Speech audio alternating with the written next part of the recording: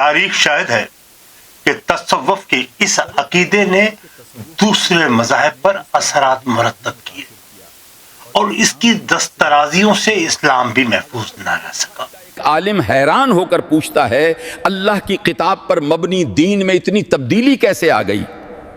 مسلمانوں کے ہاں تصوف دوسرے مذاہب کی نسبت زیادہ برق رفتاری سے اس میں سے ابھرا اور پھر پھیلتا ہی چلا گیا، اور تاریخ کے طالب علم کی حیثیت سے میں محو حیرت ہو جاتا ہوں کہ اسلام میں جس کی صنعت اور اساس اللہ کی کتاب قرآن مجید میں محفوظ ہے، اس قسم کا تغیر بلکہ تحریف کیسے ممکن ہوئی؟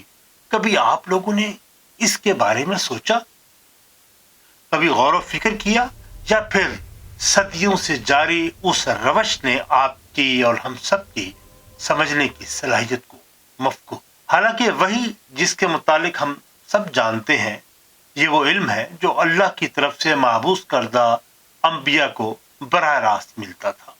یہ محض تخیلاتی یا تصوراتی نہیں بلکہ الفاظ کے ساتھ ملتا ہے، اس لیے اسے کلام اللہ کہتے ہیں۔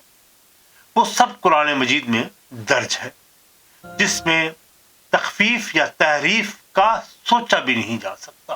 لیکن اسلام کے ابتدا ہی میں ایک عقیدہ وضع کیا گیا کہ وحی کی دو قسمیں ہیں، ایک وحی جلی اور دوسری وحی خفی۔ اس طرح وحی جلی کو وحی مطلوع یعنی جس کی تلاوت کی جائے، اور وحی خفی کو غیر مطلوع یعنی اس کی تلاوت نہیں کی جا سکتی، یہ وضع کیا گیا عقیدہ۔ اس دور میں جب قرآن صلی اللہ علیہ وسلم پر اتر رہا تھا، وہاں وحی خفی کا کوئی ذکر نہیں۔ حقیقت یہ ہے کہ یہ عقیدہ یہودیوں کا تراشیدہ ہے، جن کے ہاں وحی مطلوع کو شقب اور وحی غیر مطلوع کو شبلفا کہا جاتا ہے۔ اس عقیدے کو امام شافعی نے بھی وضع کیا۔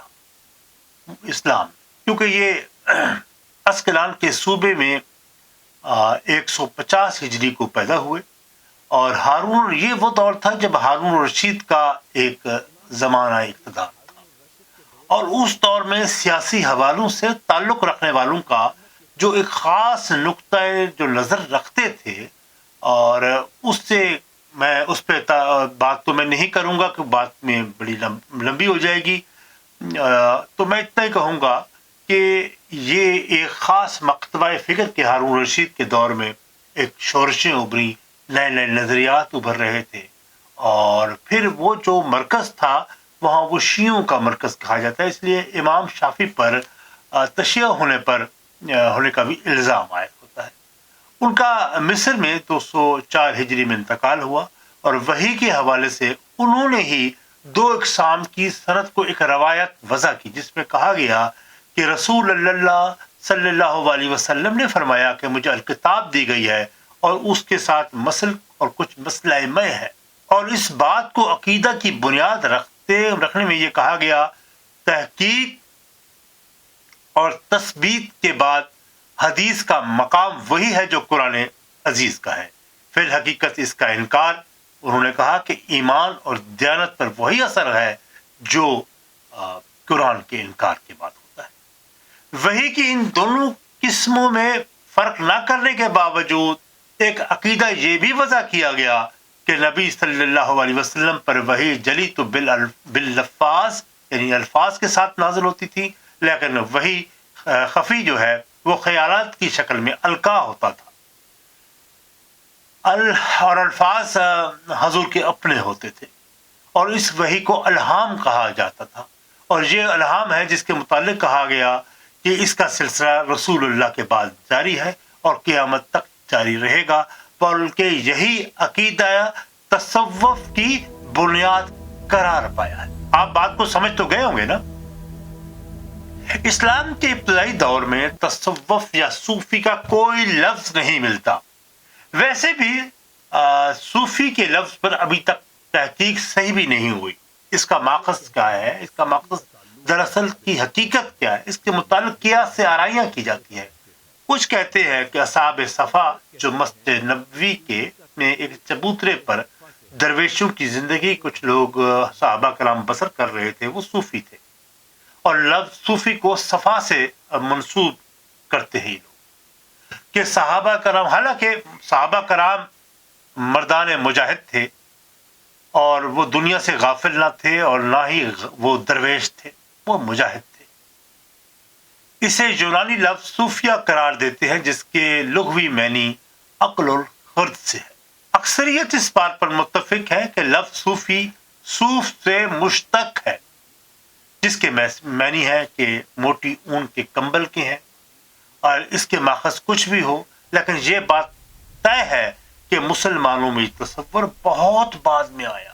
مسلک تصوف کی تائید میں صوفیہ کے ہاں کئی احادیث درج ہیں جو قرآنی معیار کے تو ایک طرف خود محدثین کے معیار حیثیت پر پورا نہیں ہو سکتی، انہیں وضعی یا جعلی قرار دیا گیا ہے۔ ان حضرات کے بارے میں مشہور ہے کہ یہ وضع حدیث میں بڑے نڈر واقع ہوئے تھے، یعنی ان کو کسی کا خوف نہیں ہوتا تھا، جو منہ میں آئے وہ کہہ دیتے تھے۔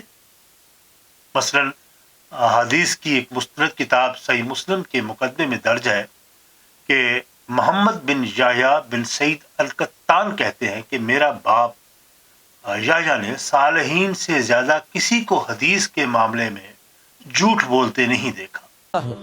مقدمہ صحیح مسلم میں نقل ہے کہ محمد بن یحییٰ ابن سعید القطان کہتے ہیں میرے والد نے صالحین میں کسی کو حدیث کے معاملے میں ان سے زیادہ جھوٹا نہیں دیکھا۔